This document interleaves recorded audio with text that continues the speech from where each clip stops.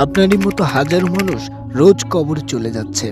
প্রতিনিয়তই মানুষ আল্লাহর ডাকে সাড়া দিয়ে পাড়ি জমাচ্ছে ওই অন্ধকার কবরে। কিন্তু আপনি ব্যস্ত দুনিয়া নিয়ে।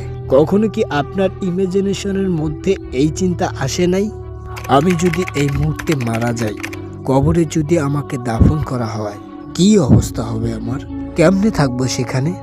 না থাকবে আলো বাতাস, না থাকবে নরম বিছানা, সেই স্যাঁতস্যাঁতে মাটিতেই শুয়ে থাকতে হবে, যেখানে সাপ বিচ্ছু পোকামাকড়ের আস্তানা। দুনিয়ায় এত সাফল্য, এত এত আয়োজন, কিন্তু কবরে যেতে হবে আপনাকে সম্পূর্ণ একা, সাথে কেউই যাবে না। সেই কবরের জগতের জন্য কিছুই তো করা হলো না। দুনিয়াতে যা কিছু রেখে যাবেন সবই আপনার আগামী প্রজন্মরা ভাগ করে নেবে, কিন্তু কবরে সেই মর্মান্তিক সিচুয়েশনের সাথে কি তারা হবে? আরে না, কখনো না। একদিন এভাবে করতে করতেই দুনিয়া আপনাকে ডুবিয়ে দেবে। অতঃপর মালাকুল মউত চলে আসবেন, রুহটা বের করে নিয়ে যাবেন। শত চেষ্টা করলেও সেদিন সেই মৃত্যুর মুখ থেকে ফিরে আসা যাবে না। কেমন হবে সেই মুহূর্ত?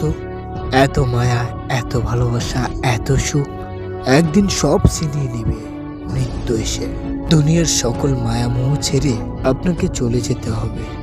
আজ মারা যান, কালই আপনাকে সবাই ভুলে যাবে। সবাই একটা কথাই বলবে, লাশটিকে তাড়াতাড়ি দাফন করে আসো।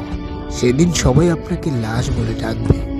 যতই বড় মানুষ হন, যতই সেলিব্রিটি হন, সেদিন মৃত্যুর পর পরিচয় হবে শুধু একটাই, লাশ।